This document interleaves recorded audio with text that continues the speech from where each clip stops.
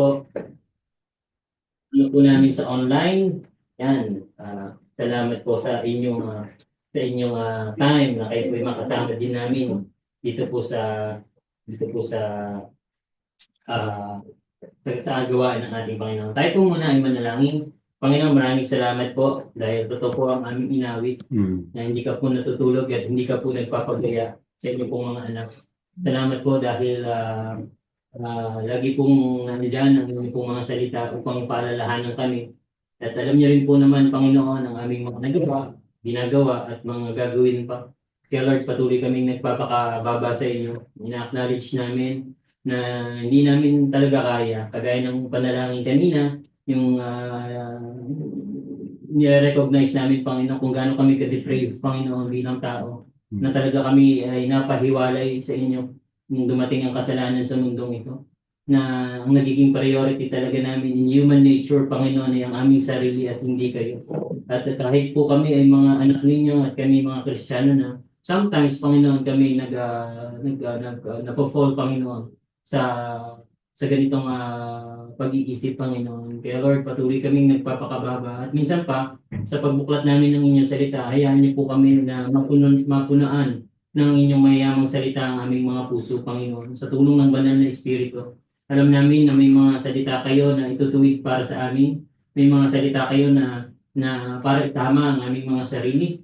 At may mga salita kayo, Panginoon, upang patuloy lubusan naming maunawaan ang lawak ng inyong pag-ibig sa amin, Panginoon. Salamat po dahil binigyan niyo kami ng ganitong pagkakataon upang magkasama-sama, maging yung mga kasama namin sa online, Panginoon. Salamat sa presensya ng bawat isa.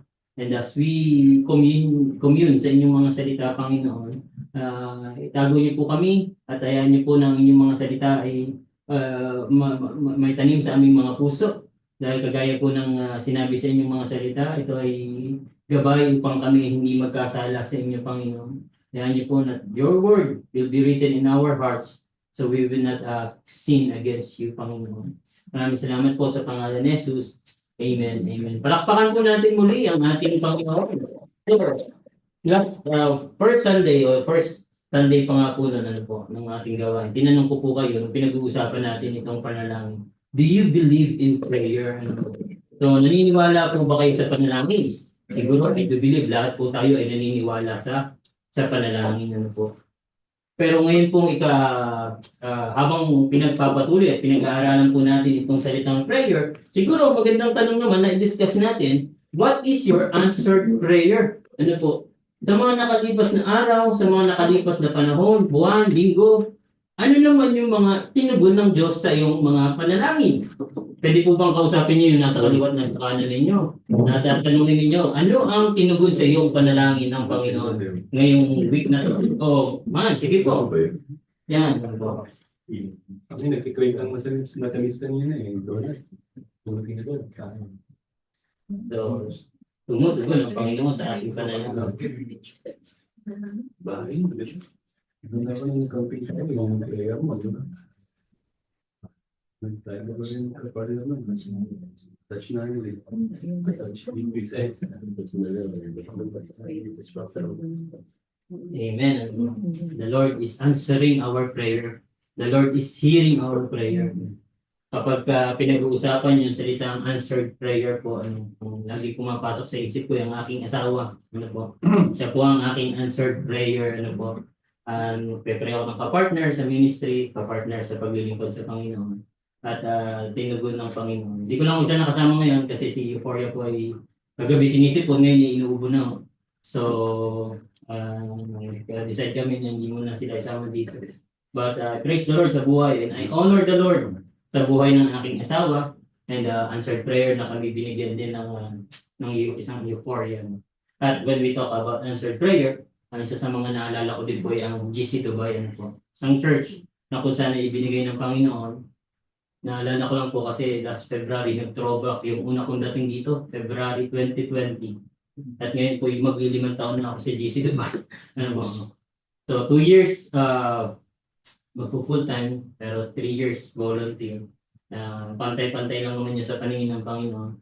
But I praise the Lord kasi tugon po kayo lahat sa aking panalangin. And I do believe itong mensaheng ito na niready ko po ay mensahe para sa akin at para sa ating lahat. Ano po? Why? Because the Lord hears our prayer and the Lord answers our prayer. Ano po? Maraming beses pong pinatunayan ng Panginoon sa ating buhay yan. Amen po ba? Maraming beses yung ating inawit kanina. Thank you, Lord. In fact, kulang yun. Sa maraming beses na pinatunayan ng Panginoon na tumutugon siya sa ating panalangin. Ano po? When we study the Word of God, makikita din natin kung paano siya sumagot sa mga panalangin ng mga different characters sa Bible. Yung panalangin ni Elijah para magkaroon ng rain, ano po, yung time na meron siyang battle between sa mga Diyos-Diyosan, ano po, nagdalangin siya ng ulan, and the Lord granted the rain. Then Hannah prayed for a child, ano po, so 1 Samuel verses chapter 1, 9 to 20. The Lord granted the prayer of Hannah. And pangatlo, the Lord, when David prayed for forgiveness, naranasan po ni King David yung pagpapatawad, Psalm 32 verse 5. At nung nagpe-pray si Daniel para sa protection, ano po, dahil nanganganib ang kanyang buhay, and the Lord granted, the Lord answered, and the Lord heard the prayer of Daniel. He provided protection. Makikita po natin yan sa Daniel 6 verses 10 to 23. Kaya nga, alam natin, tayo pong lahat ay makakapagsabi, ano po, kahit sa mga nakasama namin dyan sa online, sa mga magkakasama po tayo dito, tumutugon talaga ang Panginoon sa ating panalangin, ano po.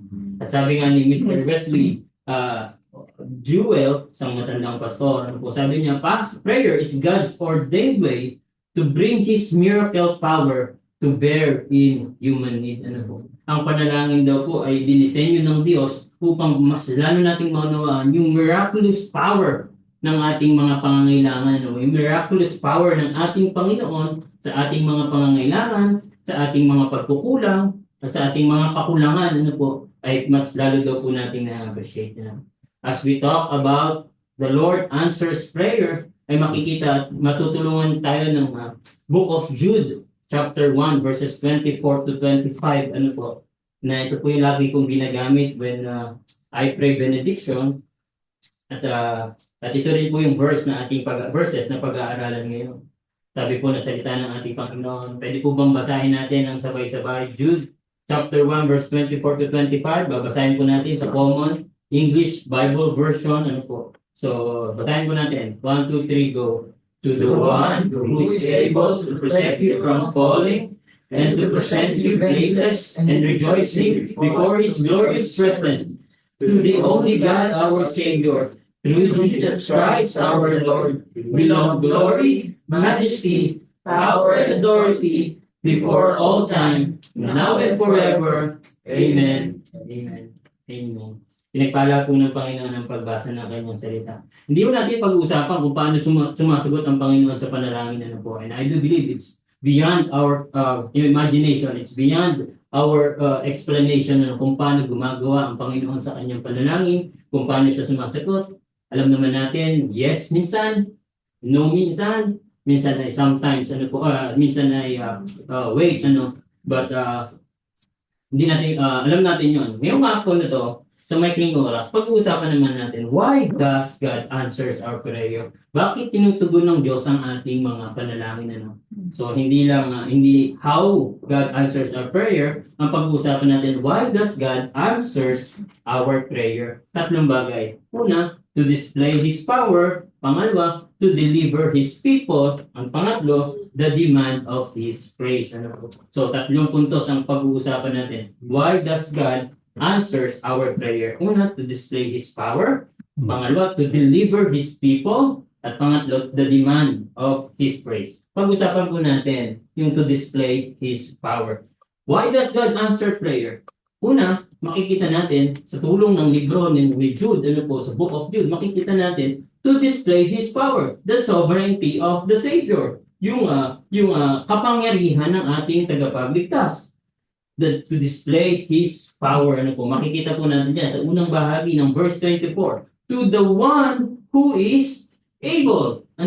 Sa Diyos na makakagawa ng lahat ng bagay. So, ang Book of Jude po ay isang sulat para sa mga mananampalataya para sa mga believers noong unang panahon na sinulat ni Jude, half-brother ng ating Panginoong Hesus na nandito sa lupa. At pinapaalalahanan niya ang mga Kristiyano na bumalik sa katotohanan na mayroong isang Diyos na makakatulong sa atin. May isang Diyos na capable na tulungan tayo sa lahat ng bagay. Ano po? To the one who is able. Kaya nga pag pinag-usapan natin itong able, ano po, tatlong bagay ang kailangan nating alalahanin. Three things to remember. Una, alam na alam naman po natin lahat, God is omnipotent. Ano po ibig sabihin ng God is omnipotent? God is powerful. All powerful. Ang Diyos natin ay makapangyarihan. Amen po ba? Ang Diyos natin ay makapangyarihan. Yung mga imposible sa atin ay posible sa ating Panginoon. Walang matigas na hindi kayang palambutin ng ating Panginoon. God is powerful. God is omnipotent. Yung sinabi po ni Jude, ng ating Bible verse kanina, to the one who is able, ang ibig po sabihin ng salitang able ay dunamai sa salitang Grego, na ang ibig sabihin ay to be capable of and to be strong enough. Ano po? At sinasabi ni Jude dito, to the one who is able, ano po, yung capable and strong enough para magawa ang lahat ng bagay. At marami pong verses na nagpapakilala ang Panginoon na siya. Kaya niyang gawin ang lahat ng bagay. Sa Genesis 18 verse 14, ang sabi po niya, is anything too hard for the Lord? Meron bang mahirap sa ating Panginoon? Jeremiah 32 verse 27, behold, I am the Lord, the God of all flesh. Is anything too hard? Is anything too hard for me? Psalm 147 verse 5, great is our Lord and abundant in power. His understanding is beyond measure. At Matthew 19 verse 26, but Jesus looked at them and said, with man, this is impossible, but with God, all things are possible. Ano po? Nagsisinungaling po ba ang salita ng Panginoon? Hindi. Alam natin yan. With God, nothing is impossible. That's why Jude addressed sa mga mananampalataya, sa mga Kristiyano, to the one who is able, sa Diyos na nakakagawa ng lahat ng bagay, to the God who is capable, higit pa sa ating kailangan, na kayang ibigay sa atin ng ating Panginoon. Ano po yung gusto kong isang mga kantang Tagalog, sabi po ng isang kantang Tagalog na inawit din natin before o inawit natin. Sabi dito, higit sa aking kailangan, higit sa aking karanasan, higit sa aking isipin, ay kaya mong gawin. Higit sa aking kalakasan, na minsan ay hindi nagkulang, higit sa aking isipin, ay kaya mong gawin. Bawat araw ko ay hawak mo, di mangangamba sa piling mo. Ano sabi po sa chorus? Walang mahirap sa'yo. Walang mahirap sa'yo. Sabi sa pinaka-last part, ikaw ang Panginoon na makapangyarihan, walang mahirap sa'yo. Pwede po ba natin i-claim yan sa ating kalagitnaan ngayon? Na ang Diyos ay makapangyarihan at walang mahirap sa ating Panginoon. Sabi sa pangalawang chorus, walang imposible sa iyo, walang imposible sa iyo, ikaw ang Panginoon na makapangyarihan, walang imposible sa iyo. Sabihin nyo nga po sa inyong katabi, walang imposible sa ating Panginoon. Walang imposible sa ating Panginoon. Walang imposible. Very a good reminder for us sa ating limitasyon, sa ating mga pag-iisip po. Parang nalilimitahan tayo ng ating mga kakayanan. Pero kung babalik lagi tayo sa salita ng Panginoon, ano lagi niyo pinapaalala sa atin? Walang imposible sa ating Panginoon. In fact, kahit sa MTM natin, sa Book of Numbers, complain ng bansang Israel. Parang reklamo sila ng reklamo. Parang tayong mga tao. Natural sa atin ang magreklamo, Natural sa atin ang mag-complain, lalo na hindi natin maunawaan ng mga bagay. Natural sa atin ang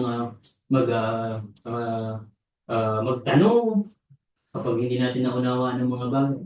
Pero from time to time, laging nagpapakilala ang Panginoon. Sabi ko nga po sa inyo na last Sunday, minsan o madalas ang tugon ng Panginoon sa ating dalangin ay hindi yung nire-request natin. Madalas o minsan ang tugon ng Panginoon sa ating panalangin ay yung kanyang katangian. yung kanyang character, ano po. It's not about comfortability. It's all about conformity sa ating Panginoong Jesus. Three things to remember when we talk about God to display His power. God is omnipotent. Pangalawa, magandang alalahanin din po natin, ano po, na God is all-knowing. Ang Diyos ay alam na niya lahat ng bagay. Alam na niya ang lahat ng nangyayari. Minsan nagugulat tayo sa mga nangyayari, di po ba? Sa mga balita, lalo na itong mga nakalipas na linggo, napakaraming drama. Yung iba, umiyak pa doon sa balita. Ano po? Yung isa, medyo emotional sa mga nangyayari. Ano po? Talagang minsan, talagang magugulat ka sa nangyayari. Pero kapag babalik tayo sa salita ng ating Panginoon, ano po, papaalalahanan niya tayo, God is in control. Ang Diyos ay may control ng buong mundo. Amen po ba? Hindi lang ang bansang UAE, kundi pati yung buong mundong ito. Alam niya ang nangyayari. Sabi nga ni Job, can anyone teach knowledge to God? Meron ba sa atin kaya magturo sa ating Panginoon? Meron ba sa atin na kaya magdikta sa ating Panginoon? Meron ba sa atin kaya questionin ang ginagawa ng ating Panginoon? Di po ba? Wala. Wala. Why? Because God is omniscient. God is all-knowing. Sabi ni A.W. Tozer sa kanyang librong The Knowledge of the Holy, God knows all things and He knows them perfectly. He knows them simultaneously from the beginning of time to the end without the need of learning or remembering. Without the need of learning. Hindi niya kailangang pag-aralan ng isang bagay. Hindi niya kailangang alalahanin ng isang bagay. Why? Because nakikita ng Diyos ang lahat ng bagay. From the past, present, and the future. Alam na po ng Panginoon ang mangyayari sa atin. God is all-knowing. Three things to remember. God is omnipotent, God is omniscient, all-knowing, at pangatlo po, God is omnipresent. God is omnipresent, ibig sabihin, ever-present. At napakagandang pangako, kasama natin ang ating Panginoon. In fact, nandito siya sa atin, invisible host ang tawag natin yan. Na kung saan hindi man natin nakikita ang Panginoon, alam natin na kasama natin siya, kasama natin ang ating Panginoon. Sabihin niyo po sa inyong katabi, kasama mo ang Panginoon. Baka nalilimutan mo na. Kasama natin lagi ang ating Panginoon. Paglabas natin sa pintuan na to, pagbalik natin, lagi natin kasama ang ating Panginoon. Kaya nga yung sinabi ni Jude, to the one who is able, who is omnipotent, who is omniscient, and who is omnipresent, to the one who is able. Meron po ba tayong mga dalangin sa mga sandaling ito? Meron po ba tayong mga ibinubulong o sinasabi sa ating Panginoon? To the one who is able, to the one who is capable, to the one who is strong enough para tugunin ang ating panalangin. Why does God answers our prayer?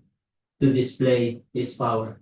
Para makita at maranasan natin na siya yung source ng lahat ng bagay, na siya yung i-display niya yung kanyang sovereignty, na siya yung may control ng lahat ng bagay, to display His power. Pangalawa, why does God answers our prayer?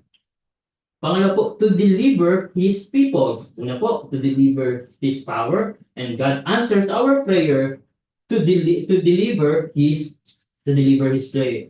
people. The security of the saints, yung saints na tinutukoy diyan, tayo po mga mananampalataya, tayo pong mga Kristiyano. And the Lord is committed na ingatan tayo. Tingnan niyo po yung verse 24, pangalawang bahagi.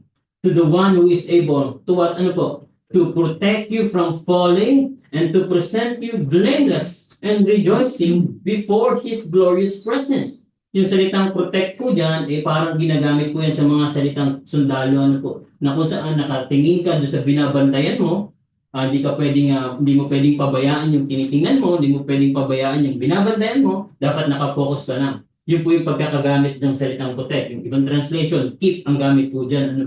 At dito, sinasabi ni Jude na yung capable na tumulong sa atin, yung Diyos na alam ang lahat ng bagay, yung Diyos na may control ng lahat ng bagay, yung Diyos na lagi nating kasama, ay committed para ingatan ang bawat kanyang mga anak. He is committed to protect us from falling at iharap tayo na blameless, rejoicing before His glorious presence. na para bang sinasabi ng salita ng Panginoon na may commitment ang Diyos sa atin. He is committed na ingatan tayo through Jesus Christ. Ano po? At makikita natin yan sa tatlong bagay. Paano natin masasabing committed ang ating Panginoon na ingatan tayo? He sent, He gave us scriptures. Ano po? He sent the Holy Spirit po muna. He sent the Holy Spirit. Ano po? Pinadala niya ang banal na Espiritu. At alam natin dyan, ano po? Yung banal na Espiritu, ang trabaho ng banal na Espiritu ay comfort tayo, ang paalala, ang trabaho ng banal na Espiritu, i-convict tayo sa ating mga kasalanan. Ano po? Ang role ng Holy Spirit ay i-align tayo, paalalahanan tayo. That's why, sabi ni Jude, to protect you from falling, ano po, mailayo tayo sa pagkakabagsak, sa pagkakalayo sa Kanya. At ano yung trabaho anong ginawa ng Diyos? Pinadala yung banal na Espiritu. Tayo pong lahat ay may banal na Espiritu. Tingnan nyo nga po ang inyong katabi. Nakikita nyo po ba yung banal na Espiritu? Ano po? All of us, ginarant ng ating Panginoon sa mga nasa Diyon po. May Holy Spirit po sa atin po. May mga verses po dyan na magpapatunay. Pangalawa, the Lord is committed for us para hindi tayo magkamali. He gave us the scriptures. Iniwan niya yung kanyang salita. Hindi niya pinagdamot ang kanyang salita. May mga grupo na bawal basahin ng Biblia. Ano po? But tayo, we are grateful dahil bukas ang Biblia para basahin. Ano po? Hindi ko po alam na kapag tinitingnan po, binabasa natin ang salita ng ating Panginoon, ay pag may nabasa kayong verse, ay ang naalala niyo po yung ibang tao. Ano po? Sa halip na ang naalala natin, nakikita natin ay ang ating sarili. Ano po? Alam niyo po, gusto ng Lord, tayo ay sinasanctify tayo from glory to glory. Ano po? Yung saving grace na tinanggap natin mula sa ating Panginoon, ito din yung sanctifying grace na ginagamit na meron tayo sa bawat araw na pagbalik ng ating Panginoong Hesus o kung umuwi man tayo sa langit, ano po, ay maiharap tayo blameless, walang kapintasan. Ang tanong lang po ay kamusta ang pag-aaral ninyo ng salita ng ating Panginoon? Ilang beses niyo pong binubuksan ang salita ng Panginoon? Ilang beses niyo pong pinapakinggan ang salita ng ating Panginoon? At ilang beses niyo pong sinusunod ang salita ng ating Panginoon? Binigay niya ang kanyang salita upang ipaalala sa atin na He is committed para tayo iharap ng walang kapintasan. Ano? Sabi po ng Psalm 119 verse 11, I have hidden your word in my heart that I might not sin against you. Iniingatan pa po ba natin ang salita ng Panginoon sa ating puso? O mas ang iniingatan po natin ay yung anong kasunod na series? natin. Mas iniingatan po natin yung ibang bagay o ibang mga material na bagay sa ating puso. Sabi po ng salita ng Panginoon, ingatan natin ang kanyang salita para hindi tayo magkasala sa kanya. Ang pangatlo, He sent the Holy Spirit, He gave us the scriptures, and He provided a church. He provided a church. Naalala niyo po last time, nakailang buwan ng pinag-usapan natin, di po ba? Ang church ay nilagay ng Panginoon sa atin upang gamitin para paalalahanan tayo. Hindi pwedeng lagi tayong tama. Ano po? Tingnan nyo yung katabi, no? Hindi pwedeng lagi tayong tama. May time na magkakamali tayo bilang tao. Ano po? Magkakamali tayo. But dito ang church, nilagay tayo ng Diyos sa isang church, magkakasama, para tayo ay paalalahanan, magpalakasan, at magpanalanginan. Di po ba? Yung ang mensahe natin last month, hindi tayo nag-iisa. Hindi tayo niligtas ng Lord para mag-isa. Nilagay tayo ng Lord, niligtas tayo ng Panginoon at nilagay niya tayo sa kanyang iglesia para tayo ay magtulungan, magpanalanginan at magpalakasan sa isa't isa. Alam niyo po, ang church ay hindi project lang ng ating Panginoong Hesus. Hindi po namatay ang Panginoong Hesus para sa project. Ano po? Ang church ay living organism para ito ay lumaki at ito ay patuloy na lumabas at magpahayag ng katotohanan mula sa ating Panginoon. Next month, ito ang pag-uusapan natin patungkol sa mga churches. Ano po, kung paano natin mamahalin ng church. Kasi alam niyo po, sabi ko nga, nagkakwentuhan nga kami ni sabi ko sa kanya, madali lang magustuhan ng isang church eh. Napakadaling magustuhan ng isang church. Ang challenge sa atin, paano tayo mag-i-stay sa church? Ang church far from perfect. Ano po? Even the church, under yan ang proseso ng sanctifying grace ng ating Panginoon. At kung titingnan natin, ano po sa Ephesians 5 verse 20, anong sabi po dyan? Yung analogy na ginamit ni Paul, husband, love your wives. Bakit po? Just as Christ loved the church, ano po? Kagaya ni Kristo, iniibig niya ang kanyang simbahan, ano po? And the challenge is not liking the church, but loving the church. Ano po? May mga alam natin, may mga uniqueness ang bawat churches, ano po. Pero hindi po tayo magkakalaban. Iisa tayo. In Christ, iisa tayo, ano po. Iisa tayo. Tayo ay magkakapartner sa ministry, ano po. Kaya nga, yung commitment ng ating Panginoon, pinadala niya ang banal na Espiritu. He gave us the scriptures and He provided a church. For what purpose or purposes? To protect us from falling, ano po. And to present you blameless. Alam niyo po, to present you blameless, ano po, ihaharap tayo ng ating Panginoong Jesus. Ihaharap tayo sa ating Panginoong Jesus. Ano po. Ngayon, nakikita natin yung sa balita, yung dati nating presidente, humaharap ngayon sa trial, ano po. And fast forward sa mga darating na panahon, tayo naman po haharap sa dakilang hukom. Ano po, tayong lahat. At ano man yung kasalanan na itatago pa natin, ano po, yan ay bubunyag ng ating Panginoon pagdating ng panahon.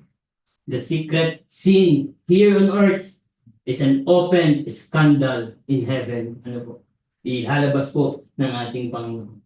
Kaya nga, why God answers our prayer to deliver His people. Paalalahanan tayong mga tao, the security of the saints. Ano po? Tinutugon ng Panginoon ang kanyang panalangin, at tinutugon ng Panginoon ang ating mga panalangin to deliver His people para to keep us from falling, to protect us from falling, and to present us blameless and rejoicing before His glorious presence. At pangatlo, panguli, why does God answer our prayer? Una, to display His power. Pangalawa, to deliver His people. At pangatlo po is the demand of His praise. The Lord answers our prayer because He wants to get the glory, yung honor sa ating mga panalangin, the sufficiency of our salvation. Na ibig sabihin, ito na yung role natin, ito na yung goal natin, kaya tayo nananalangin upang parangalan ang ating Panginoon. Hindi ko tayo nananalangin just to request.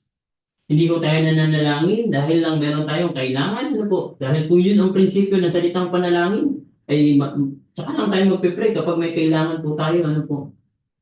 Ang prinsipyo ng ating panalangin is because we love to give glory sa ating Panginoon kahit ano ang sitwasyon na ating pinagdadaanan. Ano po? Ano man ang ating kasalukuyan na sitwasyon, gusto nating bigyan ng karangalan ang ating Panginoon. To the only God, our Savior, through Jesus Christ, our Lord, belong glory, majesty, power, and authority before all time, now and forever. Now and forever. Ano po? Gusto ko po ay tanongin ng sincere, ano po, itong question.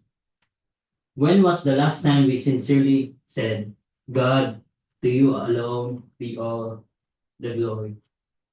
Kailan po talaga natin huling sinabing, to God be the glory? Kailan po talaga natin huling inadmit sa ating mga puso, to God be all the glory? O meron po sa atin ngayon sa mga sandaling ito, we are after sa approval pa rin ng tao. Gusto pa rin natin na tayo yung pinapalakpakan ng mga tao. Gusto pa rin natin na tayo yung pinakasikat sa mundong ito. Gusto pa rin natin na tayo yung tinitingala ng mga tao sa mundo. When was the last time we sincerely said, God, to you alone be all the glory? Sa Diyos, sa iyo, Panginoon, sa iyo, aking Diyos, ang pinakamataas na karangalan. Alam niyo po, sabi ng Isaiah 42 verse 8, I am the Lord, that is my name, and I will not yield my glory to another or my praise to idol. Sinasabi niya, Ako ang Diyos, I am the Lord, I am the Yahweh, I am the Yeshua, I am the El Shaddai, I am the Adonai, and that is my name. And I will not yield my glory kahit kailan. Hindi niya ibibigay yung karangalan niya sa ibang tao, sa ibang sitwasyon, sa ibang grupo, sa kanya lamang. Sa kanya lamang. In fact, ito rin yung sabi ni Apostle Paul sa Romans 11:36. Ito po yung aking life verse. For from Him, and through Him, and for Him are all things. To Him be the glory forever. Amen. Na sinasabi dito ni Apostol Pablo na sa Kanya nagmumula ang lahat ng bagay. Sa Kanya nagmumula kung ang buhay na meron tayo. At sa pamamagitan niya, sinusustain niya yung ating mga pangangailangan. Through Him, sinusustain niya yung pangangailangan ng simbahan. Through Him, sinusustain niya yung pangangailangan natin ng katawan, ng financial, ng spiritual. Through Him. At anong purpose? For Him are all things. Para sa Kanya pa rin ang karangalan. To Him be the glory forever. Forever. When was the last time you said, to God be the glory? When was the last time? Isa sa mga favorite kong kwento sa Bible, sa Old Testament, ay ito pong kwento ni Abraham at ni Isaac.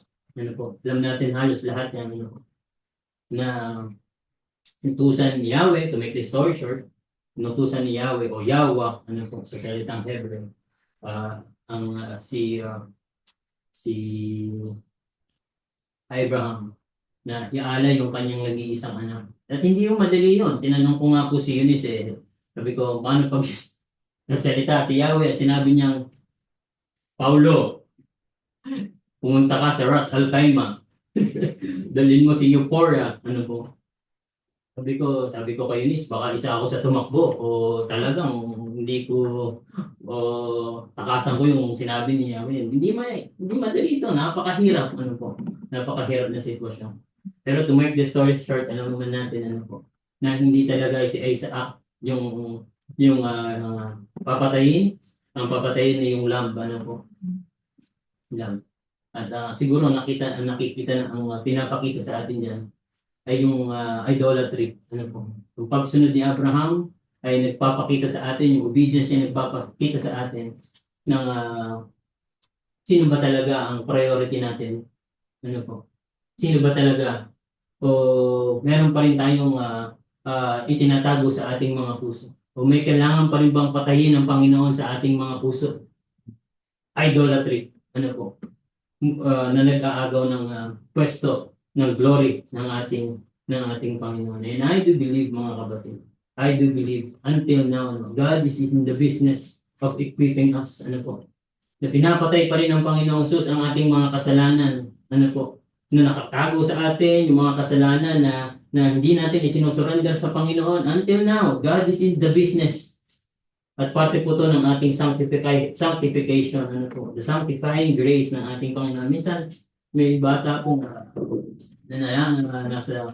may isang taon namamasyal sa isang zoo, ano po. At sa field trip, sa habang sila namamasyal, naiwanan po siya ng kanyang grupo. At dahil naiwanan siya ng kanyang grupo, ano po, hindi napansin ng kanyang grupo na itong babaeng ito ay nakakulong pala dun sa kulungan ng mga leon. Ano po? At siguro may sariling mundo itong taong ito. Nung siya po ay nandun sa kulungan ng mga leon, habang lumalapit po yung mga leon, kasi kulungan ng leon, ano po. Ang sinabi po niya sa panalangin, nagpa-pray siya, ano po. Parang ganyan naman po tayo minsan, ano po, kapag may ganyang sitwasyon, napapapray ka na lang talaga, ano po. Ng tao ito, pray, sabi niya, Lord, kapag niligtas mo ako dito, magsuserve na talaga ako sa iyo. Sabi niya, yun ang kanyang sinisigaw. Ano po. Walang pagbabago. Malapit pa rin yung leon sa kanya. No? Sabi niya, sigaw pa rin dyan, sigaw, Lord, talagang ako magsuserve na sa inyo. Mag-o-offering pa ako sa inyo. Ibibigay ko yung aking tithes. Malapit yung lion. Walang pagbabago. Ano po. At yun ang kanyang sigaw lagi. Talagang ibibigay ko na sa inyo ang buwan. At to make the story short, dumating po yung mga bantay ano po at naligtas siya sa mga leon ano po. At ang sabi niya sa kanyang prayer, Lord, joke lang. Ano po? Hindi po totoo lahat ng aking sinabi. Ano po? Joke lang pala. Ano po? This is gawa-gawang kwento lang. Pero minsan, kapag tinutugon mo ng Panginoon ang ating panalangin, nakakalimutan na natin ibigay yung karangalan sa ating Panginoon. Nakakalimutan na natin yung tumugon sa ating panalangin. Ano po?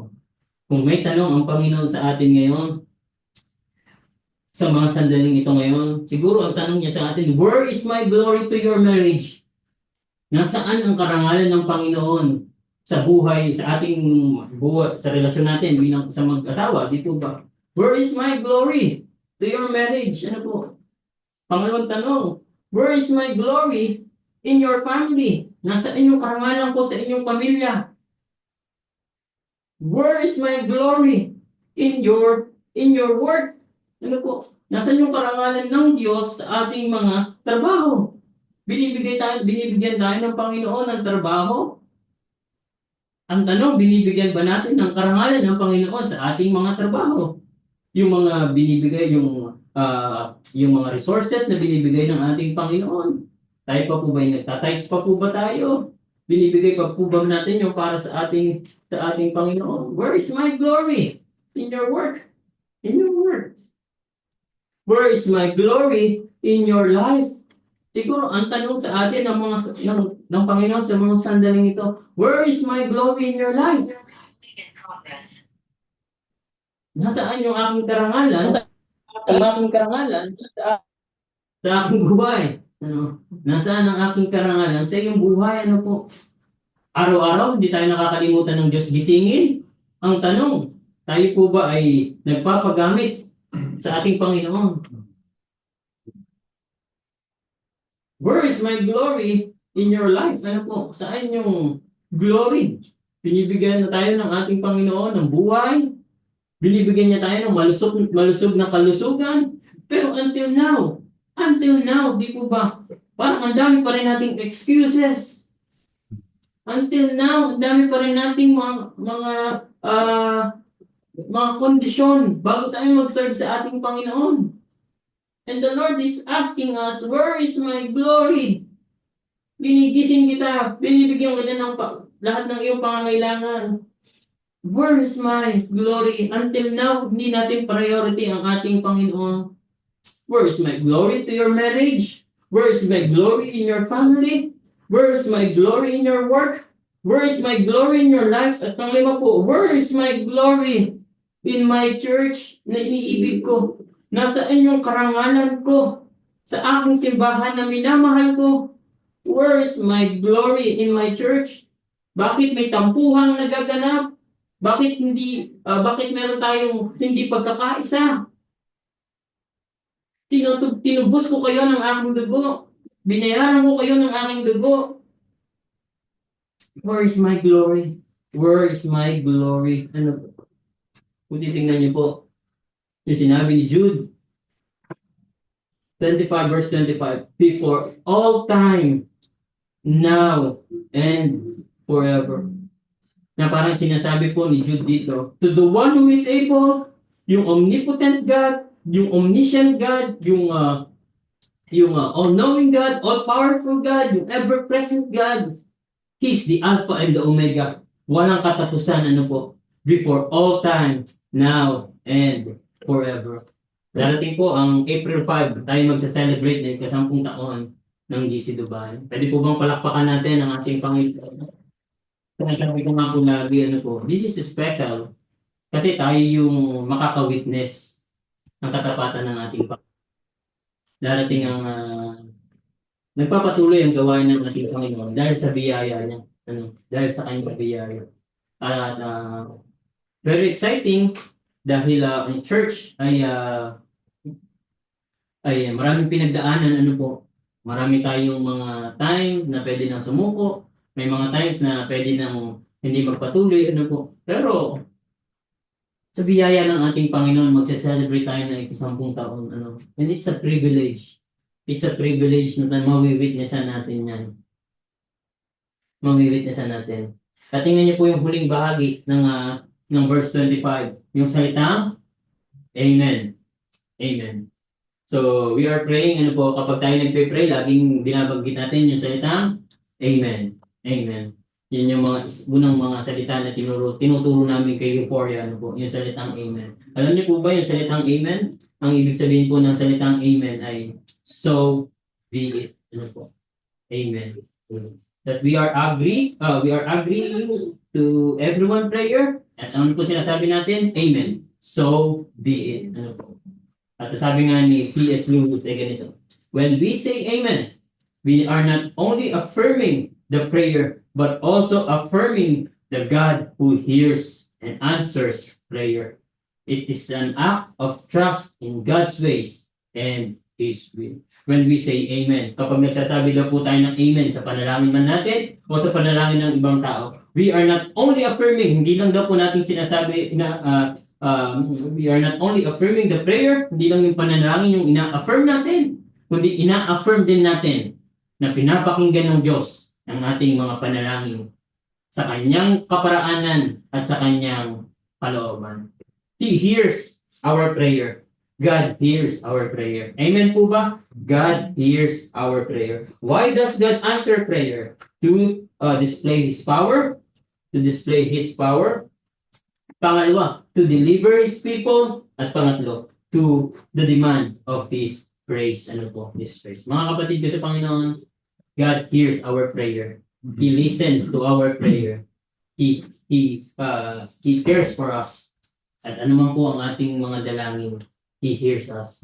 He hears us. Tayo po ay manalangin. Lord, salamat po sa inyong mga salita. Salamat po dahil nakikinig kayo sa aming mga dalangin, Panginoon. At alam po namin, Panginoon, na ibinibigay niyo po at tumutugon ka sa aming mga panalangin na naayon po sa inyong kalooban at sa inyong kaparaanan. Salamat po.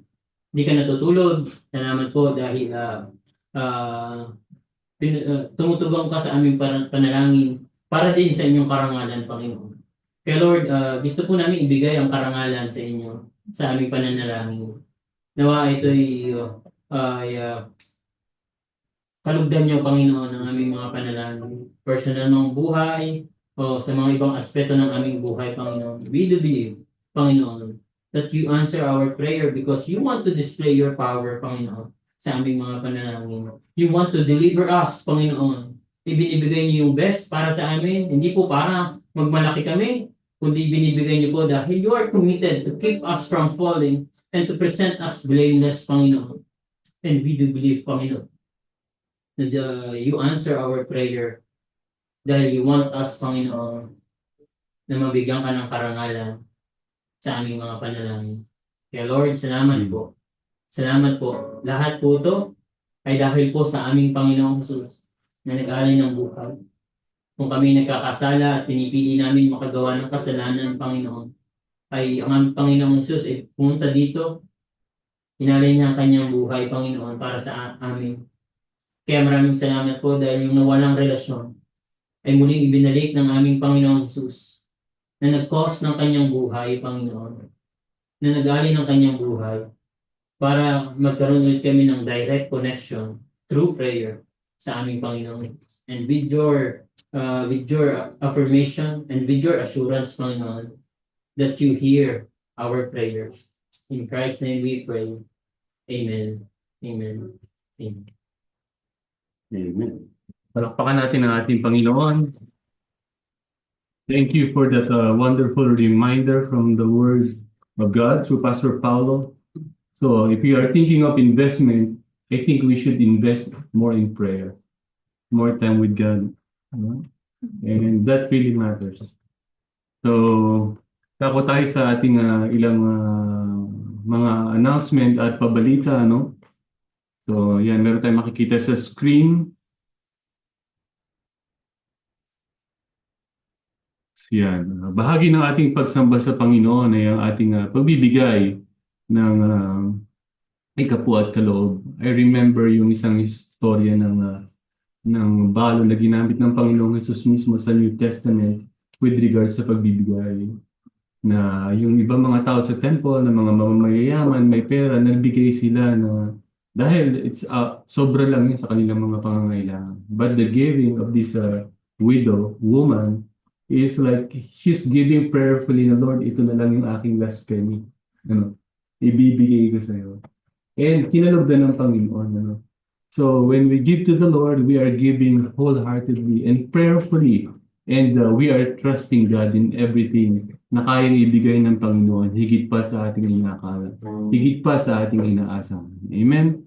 So, let's give our lives first to the Lord and everything will follow. Our pockets will follow, our resources will follow.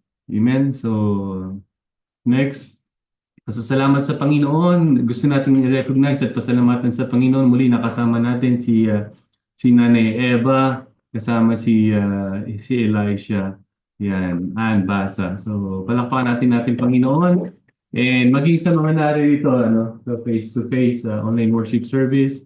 And salamat din sa Panginoon. Muli nakasama natin si Ruth from her vacation sa Pilipinas. So, thank you once again. And next week, ganito rin, magkikita-kita ulit tayo dito sa tahanan at sa gawain natin online. Our prayer fellowship, yan, tugunin natin ang ating Panginoon through prayer or prayer meeting. This is joint prayer meeting with Abu Dhabi. At ang mag-host nito ay ang GC Abu Dhabi. And we are all encouraged. If we want to express our gratitude and prayer, please feel free to contact our prayer coordinator or Sister Rem. And meron din tayong prayer group chat na meron kayong gustong i-share or urgent concern, pwede niyo pong i-post dun sa prayer group natin katulad ng ginagawa ng ilan sa atin. Next Saturday worship service, Pastor Paulo again will be our speaker, ang inyong likod, ang presider, Sister Eunice, and Pastor Paulo rin na magdi-devotion. Wow, once again, we would like to invite each and every one of us sa ating nalalapit na Global Connection Dubai 10th year celebration or 10th anniversary celebration. This coming, nasan ang date dito?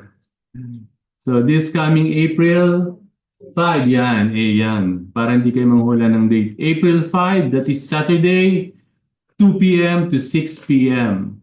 Ang ating venue ay same venue last year ng ating anniversary sa iCook Restaurant. Ang pagkakaiba lang is mas malaki na yung venue na ating kukunin ngayon compare last year. Yung katabing room ang ating kukunin. So we are all inviting everyone to celebrate with us the goodness and faithfulness of our Lord in GC Dubai.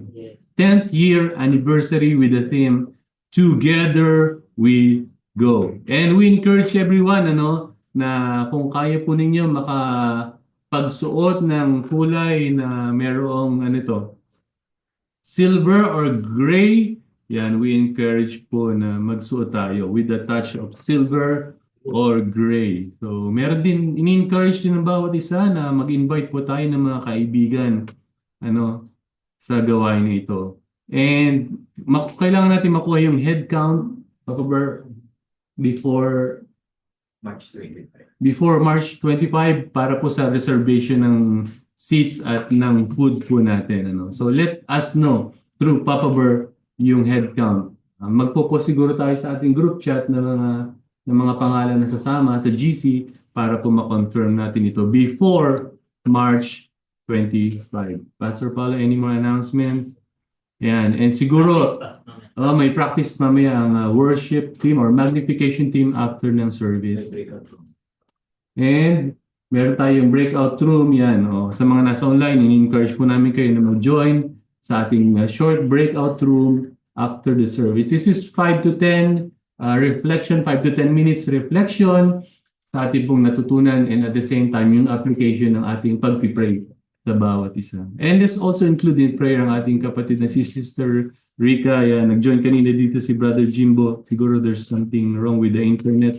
Pag-pray natin ang blessing ng Panginoon sa kanyang buhay and her family na nag-celebrate siya ng kanyang birthday this March 13. And let's go to our closing prayer and benediction, Pastor Paulo. Sige po, tayo po lahat ay tumayo. Tayo magwakap sa panalangin.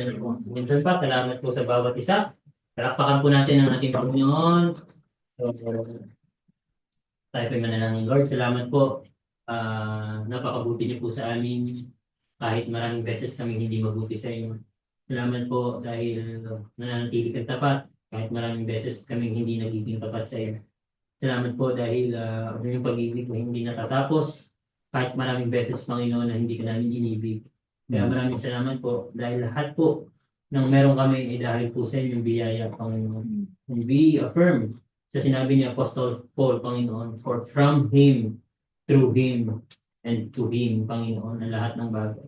Kami ay dumating sa mundong ito na wala at alam namin na kami babalik din sa mundong, dyan, Panginoon, sa inyo, na wala kaming dadalhin. Kaya maraming salamat po sa paalala ninyo sa inyong salita, Panginoon, na mag-invest kami sa pananalangin. Hindi namin katamaran ang pananalangin dahil nakikinig ka sa aming mga panalangin. Kaya Lord, salamat, maraming salamat po. Ang Iglesia, ang Global Connection Dubai ay salamat po dahil maraming nananalangin sa church. Salamat po sa ministry ng prayer ministry na pinapangunahan ni Sister Rem. Salamat po dahil itong ministry na to ay malaking privilege and opportunity sa bawat isa sa amin na may panalangin ng bawat isa, Panginoon. In fact, tugon sa aming panalangin ang celebration ng birthday ni Ate Ika, Panginoon. Salamat sa inyong katapatan sa kanya. Salamat, Panginoon, sa ginagawa niyo sa buhay ng family niya. Alam po namin na hindi ka patapos at meron kang kadahilanan kung bakit sila nandito.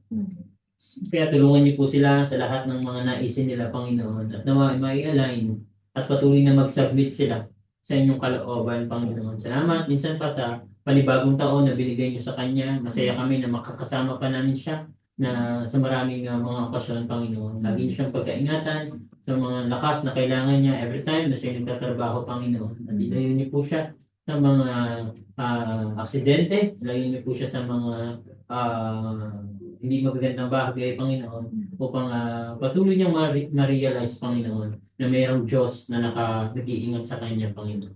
Maraming salamat sa family nila. Ingatan niyo po sila, maging yung family nila, at yung mga anak ni Ate Ika sa Pilipinas, pagkaingatan niyo po sila, Panginoon. Ganun din, kami nakikigalak sa muli pong pagsama niyo kay Ninang Ruth, pabalik dito. Salamat po dahil narinig namin siya ulit na safe. At salamat po sa vacation na binigay niyo po sa kanya. Salamat sa provision at salamat sa enjoyment. At masaya kami na nakabalik po siya dito ng maayos, Panginoon. I-restore niyo po yung lakas na nawala sa kanya during ng kanyang biyahe. At kayo po ang sumama sa recovery ng kanyang katawan upang patuloy kanyang mapaglingkuran, Panginoon. Minsan pa, salamat sa buhay ni Ninang Ruth na nakasama namin muli, Panginoon. Salamat po sa mga bisita namin. Muli kay Mama Eva, kay Isha, Panginoon, at sa mga kasama nila sa bahay. Salamat po sa kanila and we are praying yung desire ng kanilang puso, Panginoon. Kayo po ang patuloy na tumugon nito. At dalangin po namin, Panginoon, na kayo po ang sa inyong kalooban ay muli po kami magkita-kita at magkasama-sama, Panginoon. At ganoon din, Panginoon, binawaksi namin ang mga karamdaman sa buong GC Dubai, Panginoon, si Eunice, si Euphoria, ng ito may sipon at ubo. Kayo po ang magpagaling sa kanila, Panginoon. Kung sino man hindi ko pa mabanggit, Panginoon, kayo po ang mag-restore ng lakas nila, Panginoon. At maranasan minsan pa ang inyong kamay na nagpapagaling, Panginoon. Lord, maraming salamat. Maging ang iglesia na nasa preparation ng anniversary. Kagaya po ng inyong mensahe, Panginoon. Ikaw ang Diyos ng iglesia ito. Privilege lang namin na ma-witness ang ika-10 taon, Panginoon. Pero kahit mawala kami sa mundong ito, mananatili ang iglesyang ito, Panginoon, dahil ikaw ang nagtataglan. Kaya salamat at maraming salamat sa privilege na ma-witness namin ang ika-10 taon ng iglesyang ito. Ilagay niyo po sa puso ng bawat isa ang excitement. Ilagay niyo po sa puso ng bawat isa na kung meron man dapat parangalan ay hindi po kami, kundi ang Diyos na nagmamahal sa kanyang iglesia, Panginoon. Inaalala namin ang lugar, inaalala namin yung venue, Panginoon. Ibig sa lahat, Panginoon, yung mga darating, yung gagamiting mga sasakyan, ng mga bisita, kami, Panginoon, na pupunta doon. Pagkaingatan niyo po kami, Panginoon, upang sa ganoon, sa aming selebrasyon, ay hindi po mahadlangan ng kaaway, Panginoon. Inaalala namin si Pastor Mark na magiging pangunahing tagapagsalita. I-ready niyo po siya, Panginoon, upang patuloy niyang madala ang mensahe, ang hamon ng inyong salita sa April 5, Panginoon, sa aming anniversary. Lord, maraming salamat po. Aming pinagpipray ang kaligtasan ng mga mahal namin sa buhay, Panginoon. Lord, kaakibat ng aming selebrasyon ay ang pag-iyak ng aming mga puso para sa mga mahal namin sa buhay, Panginoon, na wala pang relasyon sa inyo. Nangyayari na po yung mga naka-account sa Bible, Panginoon. May kaguluhan, may mga iba't ibang karamdaman. Pinortel na po ng Bible ito, Panginoon. At sinabi niyo rin na kapag nangyayari na ang mga bagay na ito, ay ito'y announcement na darating na ang aming Panginoong Jesus. Kaya Lord, iniiyak na ang aming mga puso, ang mga mahal namin sa buhay na wala pa po sa inyo, Panginoon. Hayaan niyo po na isuko nila ang kanilang buhay sa inyo. I-confess na ikaw ay Panginoon at sarili nilang tagapagligtas. We don't know how, we don't know when, Panginoon, but we will keep trusting sa aming Panginoon na makakagawa ng lahat ng bagay. Maraming salamat po. At aming inaalala, Panginoon, ang buhay ng bawat isa sa isang linggong parating. Pagkaingatan niyo po kami sa lahat ng papasok, sa lahat ng duty.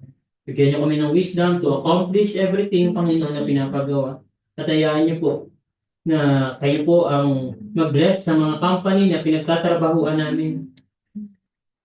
Maranasan, Panginoon, ang pagpapala na nagmumula sa inyo. At Lord, hayaan niyo po na kunin niyo ang inyong karangalan sa aming trabaho, sa aming buhay, sa aming ministeryo, sa aming trabaho, sa aming kinikita, Panginoon, din sa lahat sa inyong simbahan. Kaya Lord, maraming salamat. Tatapusin po namin ang programang ito na may kagalakan. Inaalala namin ang practice mamaya. Samahan niyo po kami. Magkaroon kami ng unity at mag-harmonize yung aming mga gagawin upang sa ganun ay mabigyan ka namin ng karangalan. Salamat sa buhay ni Brother LJ na nakasama namin from Abu Dhabi. Salamat, Panginoon, dahil yung kanyang commitment. Lalo niyo po siyang ingatan, Panginoon, at ibigay niyo po yung desire din ng kanyang puso, Panginoon. And again, Lord, maraming salamat po sa mga salita na aming narinig. At tatapusin namin itong programang ito na tatanggapin namin yung katotohanan that you display His power, that you will deliver us, Panginoon, at lahat ng aming mga dalangin ay para sa inyong karangalan. Mga kapatid, tanggapin natin ang benediction ng ating Panginoon. To the one who is able to protect you from falling and to present you blameless and rejoicing before His glorious presence, to the only God, our Savior, through Jesus Christ, our Lord, belong glory, majesty, power, and authority before all time, now and forever. At tayo pong lahat ay magsabi ng Amen, Amen, Amen. God from heaven, blessings flow. Praise Him, all creatures in below. Praise Him above you and His Father, Son, and Holy Ghost. Amen.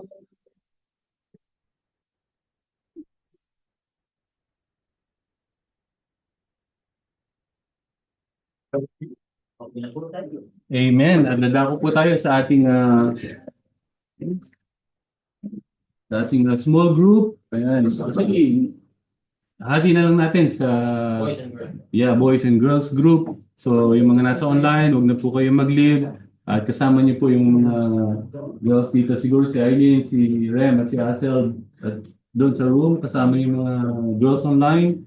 Yan, papatayin namin dito siyempre. Ayaw namin makinig yung pag-uusapan. Ano? Baka kami pinag-uusapan niyo eh. Hindi, joke lang yun. So, let's proceed po sa ating breakout group.